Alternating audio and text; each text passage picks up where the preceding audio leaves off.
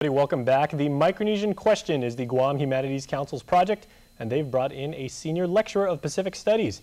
Now, joining me in studio is Humanities Council Executive Director Dr. Kimberly Keeling, a good friend of ours, as well as new friend, Micronesian author and scholar, Terisia Tewa, PhD. Ladies, hafa and welcome to Harmon. Thank you for having us. All right, we're very honored to have you here, and very appreciative of the lessons that you pass along to the local culture. And the local community as well. So let me ask you exactly what is going on with the event. Okay, so actually the Micronesian Question is a project the Council has been working on for the last, about a year. And this is one component of the project, which is a reading and discussion component. So we brought out Dr. Tewa to join us for a week on an educational tour. And tonight we begin with the Insights exhibit, which actually we presented in May. And it toured all the high schools and the Micronesia Mall and Agana Shopping Center. And it's the culmination of a work with 57 Micronesian high school students who were involved in photography and creative writing workshops.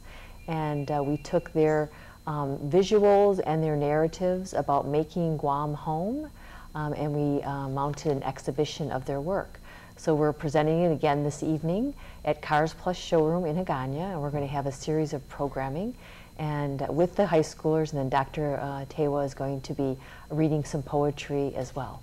Okay, excellent. Well, Doctor, we'll segue very appropriately to you. What aspects of Micronesian Studies do you wish to emphasize to those who participate and those who take part? Now, obviously, you're going to be reading your poetry and you're going to be exhibiting the kids' art, but Micronesian Studies, as we've seen, is a wonderful tapestry, and there's so many different things, archaeologically, sociologically, that people can study and everything like that. What intrigues you the most about the discipline? I think that what comes through really strongly in the exhibition, and it's something that we try to emphasize in Pacific Studies, which I teach back in New Zealand, the theme that comes through most strongly is diversity. And it's this, and I think part of the Micronesian question that's being posed through the exhibition and through this project is how can the population of Guam appreciate that diversity, and also I think for Micronesians as well to understand the diversity that they bring. So diversity is a huge theme for us in Pacific Studies. It's really easy to write islands off as really simple, primitive, and what closer academic study shows, and what even just talking to people shows, ordinary people shows, is that there's a lot of complexity, there's a lot of diversity, and there's a lot of heart.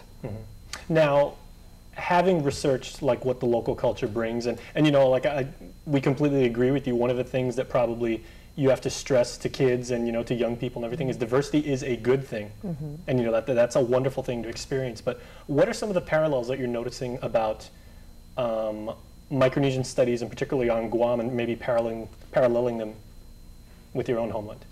Well, I'm originally, my ethnicity, my Micronesian ethnicity is from Kiribati,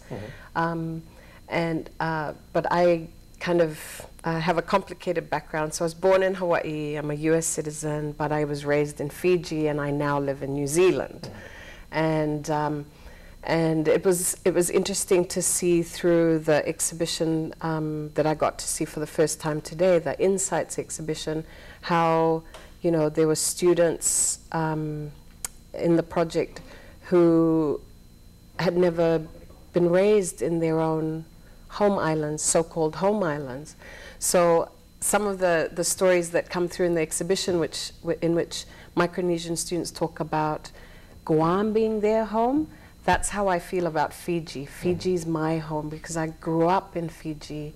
That's where I kind of get a lot of my identity from. And in Pacific Studies, we've tended to kind of assume that culture and ethnicity will map on really neatly onto islands, so that if you go to Pohnpei, you'll get Pohnpeian culture, and if you come to Guam, you'll get Chamorro culture. But what we're seeing increasingly more in Pacific Studies is that actually you can find Pohnpeians in Guam, and you can find Chamorros in Palau, and you can find Maori in Papua New Guinea, and you can find Fijians in Tahiti, and we're much more mobile people than we often than the scholarship reflects. Absolutely. So we're trying to get our scholarship to reflect that more, and I think the poets and the artists are actually representing that better than our scholarship is. Okay, well, Dr. Keeling, real quick, just let the people out there know when they can check it out, and also real quick what's available. Yes, okay, so the Insights exhibit, we're going to be presenting it this evening at Cars Plus beginning at 5:30, and our programming will begin at 6.